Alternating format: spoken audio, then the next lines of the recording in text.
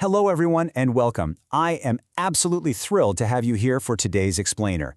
We've got a fantastic lineup of global developments to unpack together, and we're jumping right in. Today, we're looking at a pretty wild cross-section of current events. We're talking everything from hyperlocal digital upgrades on city streets to massive international alliances shaping the cities of tomorrow. We're going to move at a brisk, upbeat pace to really map out how our world is shifting right now. So get comfortable and let's dive into today's deep dive. Right off the bat, I want you to consider this question. What do street food vendors in India, AI-assisted farmers, and remote Pacific Coral Islands actually have in common? I know, it kind of sounds like the setup to a weird joke, doesn't it? But as we navigate through our explainer today, a really clear thread is going to emerge. The answer actually lies in how targeted interventions, like a simple line of code, a cross-border trade agreement, or international climate funding, are stepping in to solve some very real everyday challenges. We're going to connect these seemingly random dots to show you the bigger picture of global resilience today. Okay, let's dive right into our first section, Tech Upgrading Grassroots Life. We're looking at digital solutions for everyday challenges. 8,700. Just pause and think about the sheer scale of that number for a second. We're not talking about a tech company's user base here. This represents over 8,700 individual, hardworking street food vendors in just one city, Ahmedabad, who have literally just been integrated into a massive digital grid. Here's how it works. The Ahmedabad Municipal Corporation recently rolled out a brilliantly simple QR code system. Look, we all absolutely love street food, but let's be honest, hygiene can sometimes be a bit of a gamble, right? Well, not anymore. By just scanning a code, everyday citizens are now directly involved in tracking cleanliness. It enforces food safety standards by enabling immediate citizen feedback and hygiene ratings. So it essentially crowdsources food safety. It allows the public to hold thousands of independent vendors accountable, while at the same time really boosting consumer confidence in local street food. It's a total win-win, driven purely by accessible tech. Now, we're moving from the bustling streets of Ahmedabad out to the vast agricultural fields.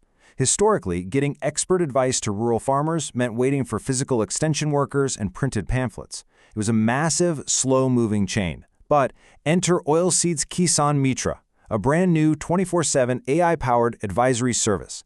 This is a monumental shift. We're going from traditional, delayed farming advice to instant artificial intelligence-backed support. Developed by the Indian Institute of Oilseeds Research, the absolute genius of this tool is that it's accessed directly through WhatsApp. Think about that. Farmers don't need to learn some clunky new interface or download heavy applications. They just use the messaging app they already have installed. Whether they're growing groundnut, sunflower, or soybean, they have an expert AI assistant right in their pocket. This completely breaks down immense technological and linguistic barriers, giving them instant crop-specific guidance in multiple Indian languages around the clock. It's a real game changer. Moving right along to Section 2, Fostering International Partnerships. Here, we're connecting local economies straight to the global stage. And this setup brilliantly illustrates exactly what we're talking about. The newly launched Blue Valley Cluster in Guwahati is the perfect example of this kind of connection. It's a joint initiative between Assam and the European Union. What it does is take rich local inputs like Assam's specialized flavors, fragrance, and AUI sectors, which are all powered by local farmers and startups, and acts as a direct bridge, plugging them right into Europe. This creates sustainable value chains, innovation ecosystems, and crucial industrial partnerships. It's taking deeply local expertise and dropping it straight into international markets. So, moving from rural trade ecosystems, let's turn our attention to the global urban landscape. The 13th BRICS Urbanization Forum just commenced in New Delhi. Hosted by the Ministry of Housing and Urban Affairs under India's BRICS chairship, this two-day forum brings together some of the world's largest developing economies to tackle the absolute massive challenges of urban growth. The exact theme of this forum is incredibly telling. Cities for People, BRICS Cooperation for Inclusive and Resilient Urban Futures. Now, this isn't just bureaucratic jargon, guys. It's a profoundly human-centric approach to global city planning. It places the everyday resident at the very center of urban development. Recognizing that as cities expand rapidly across these BRICS nations, they've got to be built to serve people first and withstand the shocks of tomorrow. So the crucial point is, what exactly does a resilient urban future actually look like?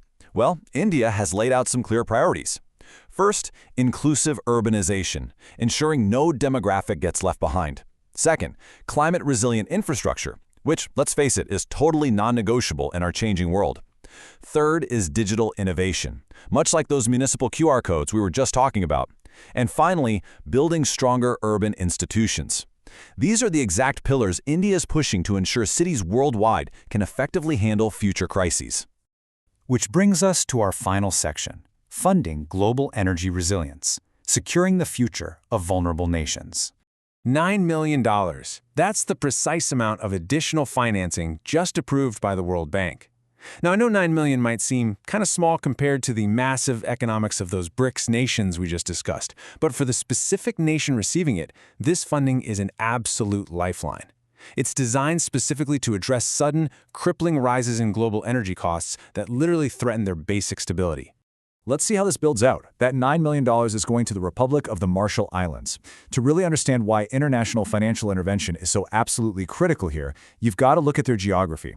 Located deep in the Central Pacific Ocean, this nation is composed entirely of low-lying coral atolls. Because of this incredibly remote, highly dispersed island layout, they are hyper-vulnerable to global energy price spikes.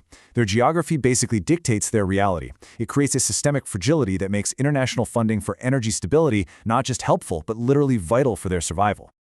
And that brings us to the end of today's journey. We've seen local street vendors empowered by QR codes, farmers guided by AI right there on WhatsApp, local SMEs goods finding a direct pathway to Europe, massive BRICS nations planning the cities of tomorrow, and critical World Bank funding securing the energy future of remote Pacific atolls. So I want to leave you with this final provocative thought. Which of these innovations or partnerships do you believe will have the biggest, most tangible impact on the world by the end of the year? Is it going to be the grassroots digital tools or the sweeping international funding? Keep that question in mind as you watch the news this week. Thank you so much for joining me for this explainer. I hope this structured look at the facts really sparked your curiosity, and I absolutely can't wait to explore more global developments with you next time.